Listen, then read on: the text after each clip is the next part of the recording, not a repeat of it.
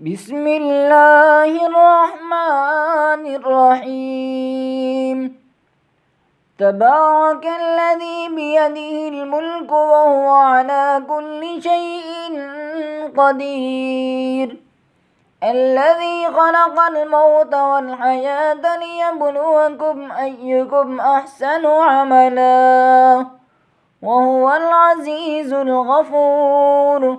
الذي خلق 7 سماوات طباقا ما ترى في خلق الرحمن من تفاوت فارجع البصر هل ترى من فطور ثم ارجع البصر كرتين ينقلب إليك البصر خاسئا وهو حسير.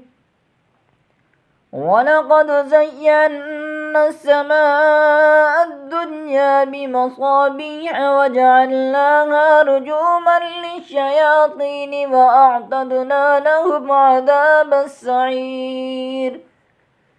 وللذين كفروا بربهم عذاب جهنم وبئس المصير. إذا ألقوا فيها سمعوا لها شهيقا وهي تفور تكاد تميز من الغيظ كلما ألقي فيها فوج سألهم خزنتها ألم يأتكم نذير قالوا بلى قد جاءنا نذير فكذبنا وقلنا ما نزل الله من شيء إن أنتم إلا في ضلال كبير. وقالوا لو كنا نسمع أو نعقل ما كنا في أصحاب السعير فاعترفوا بذنبهم فسحقا لأصحاب السعير. إن الذين يخشون ربهم بالغيب لهم مغفرة وأجر كبير. وأسروا قولكم أو اجهروا به إنه عليم بذات الصدور. ألا يعلم من خلق وهو اللطيف الخبير. هو الذي جعل لكم الأرض ذلولا فامشوا في مناكبها وكلوا من رزقه وإليه النشور. أأمنتم من في السماء أن يخسف بكم الأرض فإذا هي تمور أم أمنتم من في السماء أن يرسل عليكم حاصبا فستعلمون كيف نذير. ولقد كذب الذين من قبلهم فكيف كان نكير. أولم يروا إلى الطير فوقهم صافات ويقبض ما يمسكهن إلا الرحمن إنه بكل شيء بصير.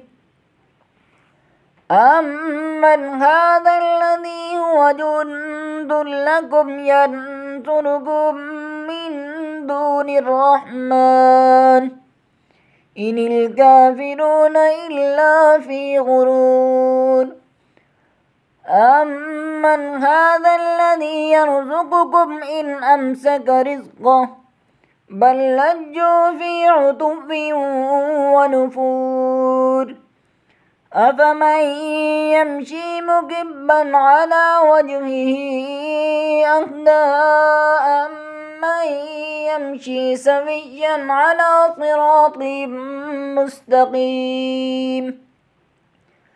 قل هو الذي أنشأكم وجعل لكم السمع والأبصار والأفئدة قليلا ما تشكرون قل هو الذي ذرأكم في الأرض وإليه تحشرون ويقولون متى هذا الوعد إن كنتم صادقين